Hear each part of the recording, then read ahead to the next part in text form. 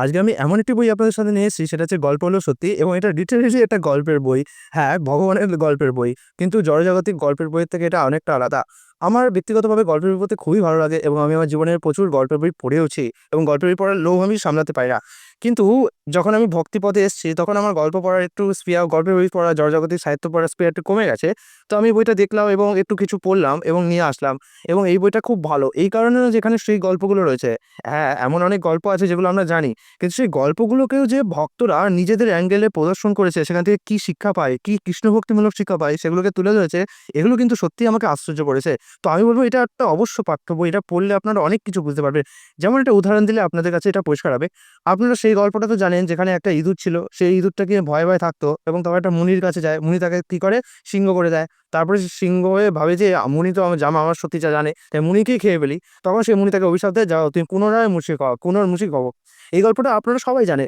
কিন্তু এই গল্পতেও ভক্ত একটা অ্যাঙ্গেল বের করেছে যে ভগবান জানেন যে কাকে কোন শরীর দিতে হয় এবং তাকে সেই শরীর দিয়েছেন। ভগবান জানতেন যে এই ইঁদুরটার মধ্যে যে আত্মা আছে তার মনোভাব ভালো নয়। তাই তাকে ইঁদুর হওয়ার শরীর দিয়েছিলেন।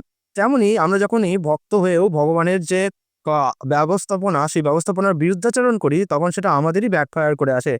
আবার বলছেন যে, যেই মুনি আছে সেই মুনির বুঝে শুনে তাকে বর প্রদান করা উচিত ছিল।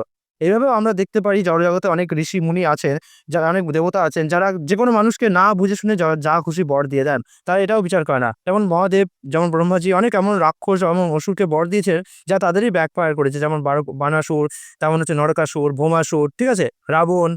কিন্তু ভগবান বিষ্ণু অত্যন্ত বুঝে শুনে ভক্তের মনোবাঞ্ছা অনুসারে বর দেন এবং তিনি দেখেন যে এই ভক্তের মধ্যে কি আছে। এই ভক্ত কি সত্যিই বর পেয়ে আমাকে পেতে চাইছে নাকি অন্য কোনো জিনিস চাইছে এবং যেটা ভবিষ্যতে কারণ হবে। তাই জন্য ভগবান বিষ্ণু খুব সিলেক্টিভলি বর দেন। তিনি সবাইকে বর দেন না। তো এখানে বলছেন যে এইভাবেও জগতের যে মুনি ঋষিরা আছে, দেবতারা আছে, এরা না বুঝে শুনে যাকে তাকে যেকোনো বর দিয়ে দেয় এবং তারপরে তারাই তাদেরই সেটা ব্যাকফায়ার করে আসে। তারপরে তিনি বলছেন, আবার মুশিককেও এনে বলছেন, এই যে মুশিক আছে, এই মুশিক হচ্ছে একটা আমাদের মতো। আমরা যখন ক্ষুদ্র অবস্থায় থাকি তখন আমরা অতি বিনীত, অতি দয়ালু এরকম থাকি। কিন্তু যেই মুহূর্তে আমাদের কাছে পাওয়ার চলে আসে, সেই মুহূর্তে যারা আমাদের পাওয়ার দিয়েছে তাদেরকেই আমরা কিলে খেতে চাই। এইভাবে আমরা জড়জগতে আমাদের ঈর্ষার মাধ্যমে মানুষকে ধ্বংস করার জন্য প্রবৃত্ত হই। তাই জন্যে প্রকৃত ভক্ত না হলে কেউ কখনোই প্রকৃতপক্ষে প্রকৃত ভক্ত না হলে কেউ কখনোই ভগবৎ কৃপা, ভগবানের সম্পত্তি, ভগবানের লক্ষ্মী, ভগবানের যা কিছু আছে এগুলোকে সঠিক মালিকানা পাবে না। কারণ অনেক সময় কি হয়, অভক্তের হাতে যখন লক্ষ্মী আসে, অভক্তরা কি করে? সেটাকে যে তার খরচ করে দেয়। আমি শুনলাম কি একজন একটা কলা কিনেছে, কি কয়েক কোটি টাকা দিয়ে। আমি বললাম, "এই কয়েক কোটি টাকা দিয়ে একটা কলার ছবি কেনার কি মূল্য আছে?" মানলাম যে এটা পরবর্তীকালে যদি বিক্রিও করে অনেক টাকা পাবে। কিন্তু তবুও এটার খরচ করার কি মূল্য আছে? বড়লোকরা এমন কাজ করে যেগুলো থেকে আমরা অবাক হয়ে যাই। কুকুরের পিছনে লাখ, লাখ টাকা খরচ করছে। অথচ কিছু মানুষ আছে যারা না খেতে পাচ্ছে, তাদেরকে খাবার দিচ্ছে না। তো এরকম ব্যক্তি আছে যারা ভগবানের জন্য একটু টাকাও দিতে না, অন্তত একটু পয়সা ৳১০ ৳৫ দিতেও ওর হাত কাঁপে। অথচ তাদের লাখ, লাখ টাকা ওষুধে, পথ্যে, অদরকারি কাজে, মাছ-মাংসতে, লোকের নিন্দা করছে, মুভিতে, সিনেমাতে এরকম নানাভাবে খরচ হয়ে যাচ্ছে। তো এইটাই ভাবা যাচ্ছে। তো এই গল্পগুলো পড়লে সেই গল্পের মধ্যে যে শিক্ষা আমাদের দিয়েছে না প্রভুজি, সেই শিক্ষাগুলো কিন্তু খুব, খুব ভালো কাজে দেবে এবং গল্প পড়ে শিক্ষা পাওয়ার একটা ভালো মাধ্যম হচ্ছে যে এই শিক্ষাগুলো মাথায় থাকে।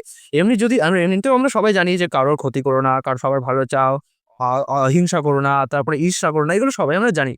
কিন্তু এগুলো আমাদের মনে থাকে না দরকারের সময়। কিন্তু যখন আমরা কোনো গল্প পড়ি, সেই গল্পগুলো কিন্তু দীর্ঘস্থায়ী মনে থাকে। ঠিক আছে? এজন্যে এখানে অনেক সুন্দর, সুন্দর গল্প আছে। ১ম দিকে হিতোপদেশের গল্পগুলোই বেশি স্থান পেয়েছে। আর শেষের দিকে হচ্ছে ভগবানের গল্পগুলো বেশি শান পেয়েছে। যেখানে গোবর্ধন পূজা, ঋষি মার্কণ্ডেয়। ১ম দিকের গল্পগুলোতে একটুখানি অ্যাঙ্গেল আনা হয়েছে যে ভগবানের সাথে কি করে এটা যুক্ত করা যায়।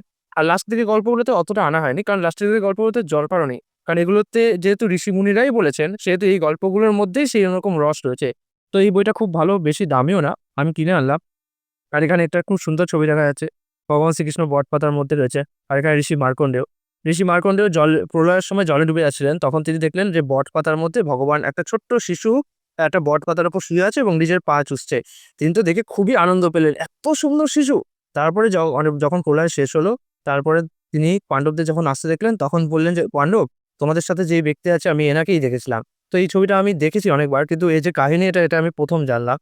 আর এখানে খুব সুন্দর, সুন্দর কিছু ছবি আছে ভগবানের। ঠিক আছে? অনেক রকম কাহিনী আছে। আপনারা বেছে, বেছে পড়তে পারেন। ভালো লাগবে পড়ে। খুব আনন্দ পাবেন।